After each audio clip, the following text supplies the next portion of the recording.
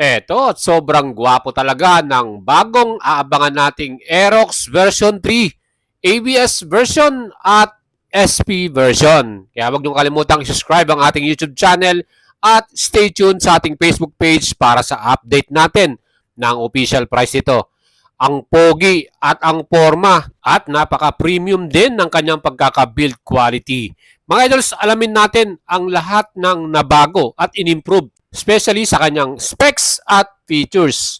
Mga idol, ano nga ba ang dadalin na version dito sa atin sa Pilipinas? At ayon nga sa ating bubuit or sa ating source, dalawang version lamang. Yan nga po ang ABS version 3 at SP version. Kung saan sa ating SP version, yan po ay merong YECVT engine.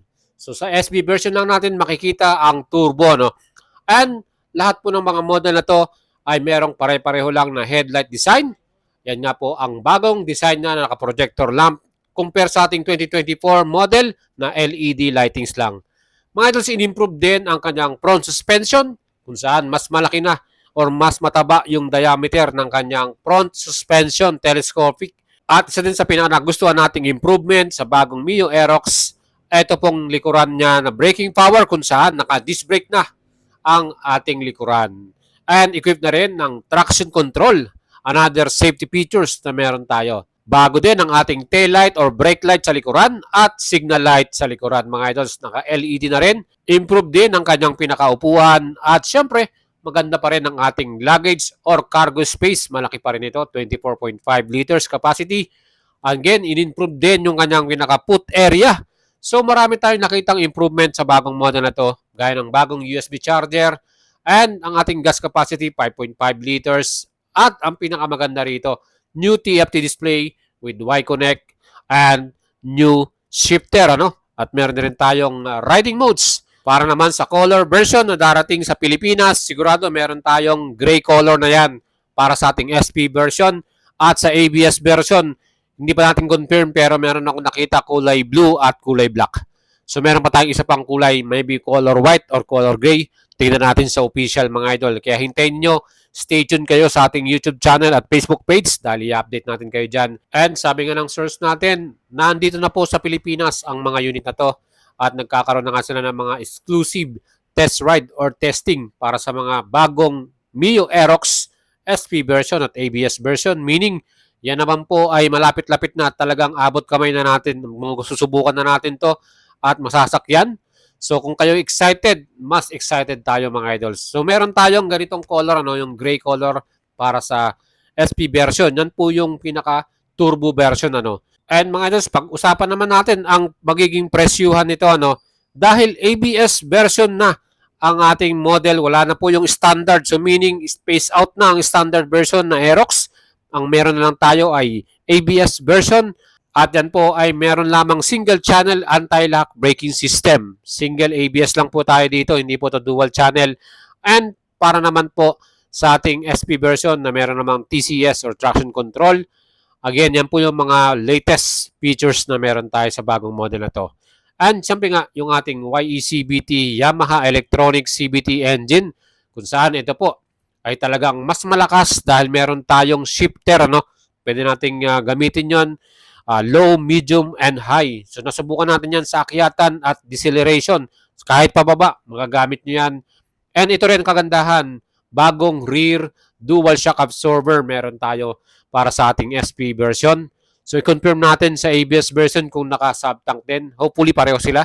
At yan po ay magiging update natin sa inyo sa ating next vlog. Dahil excited na tayo, no? Hopefully maglabas na ng memo ang Yamaha Motors Philippines at may bigay na rin sa atin ng official price. So nakikita ko nga dito, ang ABS version maybe nasa 148 to 149,000 pesos ang magiging presyohan niyan. At sa SP version naman, pwedeng umabot na ng 165,000 to 166. At yan po ay ating ibibigay sa inyo ang update na yan once mayroon na tayong official. Grabe, no? Anong masasabi nyo mga idols? Kayo po ba ay excited na at gustong bumili ng bagong Yamaha Electronic CVT Aerox SP version or yung ABS version lamang kung saan naka-disc brake na ang front and rear? Ano, yan po yung ating abangan mga idols, ano. Let me know mga idols, mag-leave kayo ng comment sa ating video. Ano bang inyong masasabi? Kayo po ba excited na bumili nitong bagong model na to? Kung titignan naman natin, para talagang ang nabago lang dito yung mukha, yung panel display, suspension, at yun nga, yung pinaka-engine type, no? Meron tayong choices na mayroon tayong turbo, ang Yamaha Electronic CVT, at ang kagandahan dyan, some improvement na rin, especially sa kanyang suspension sa front, yung ating upuan, in-improve din nila, plus yung ating foot area, no? Again, mga idols, sigurado ako marami dito sasabihin bakit wala yung ganitong color, especially yung Aerox Alpha, no? Yung makulay na color, ano? Siyempre, depende pa rin yan sa Yamaha executives kung ano ba yung color na dadali nila sa Pilipinas. And again, welcome na welcome pa rin to dahil meron tayong bagong model.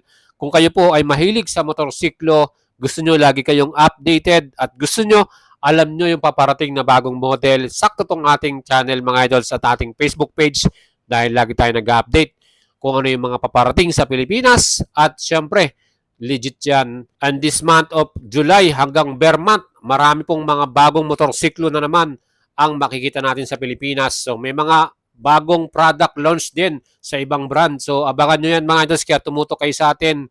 Huwag niyong kalimutang i-follow ako sa ating page at i-subscribe ang ating YouTube channel dahil dito lang nyo makikita tong mga latest update na gaya nito. At gusto ko rin siyempre i-shoutout yung mga subscriber at follower natin na nagtiwala sa atin, mga natulungan nating makabili ng kanilang dream motorcycle, scooter man yan or big bikes, ano. Actually, madami-dami na sila. Again, sinasabi ko nga sa inyo, subukan nyo po ang alagang Boyet. Yan. Pag kayo po ay nag-PM sa atin, sa ating Facebook page, Boyet Salabaria, siyempre, i-assist natin kayo, tutulungan. Kung gusto nyo bumili ng motor, cash payment man yan or installment, tayo po ay advocacy nating makatulong sa inyo. Again, sabi ko nga sa inyo, wala tayong hidden charges, wala po tayong sinisingil na agent fee or charges, ano, dahil tayo po ay tumutulong ng totoo lamang sa inyo mga idols. Again, wala na kayong makikitang ganyang vlogger ngayon. Boyet Salabaria lang ang gumagawa niyan. So mga idol, ang ating Yamaha NMAX naman, kung titignan natin yung naging pattern ng releasing at launching nito, ang presyo ng TechMax 175,900 at ABS version 155,900. Kung ipaparehas natin yan sa bagong Mio Aerox 2025 na meron din tayong ABS version at ito namang isa ay SP version, yun namang yung parang may turbo, no? Ayan, makikita natin talagang ang ating price range nandun, parehong-pareho lang yan.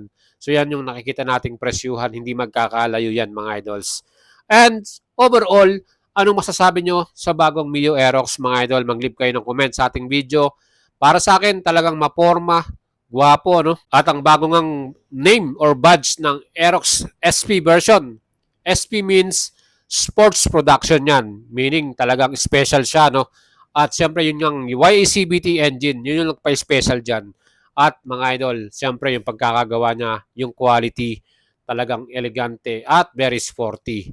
Yan po ang ating feature para sa inyo. Sana nagustuhan nyo mga idols. Ito nga ang ating SP version, color gray. Yan po yung magiging color na yan. Yung nakikita nyo sa ating video. At para sa ating ABS version, yan po yung nakikita nating color version. Meron tayong race blue color, ano? At yung isa pang kulay na nakita natin, color black. Ayan mga idols yung pagpipilian natin. At hindi pa sa atin masyadong official yung isang kulay. Maybe color gray or color white. Sana nga mas maganda. That's it mga idols. Thank you for watching at stay tuned sa ating channel at page para sa mas marami pang update.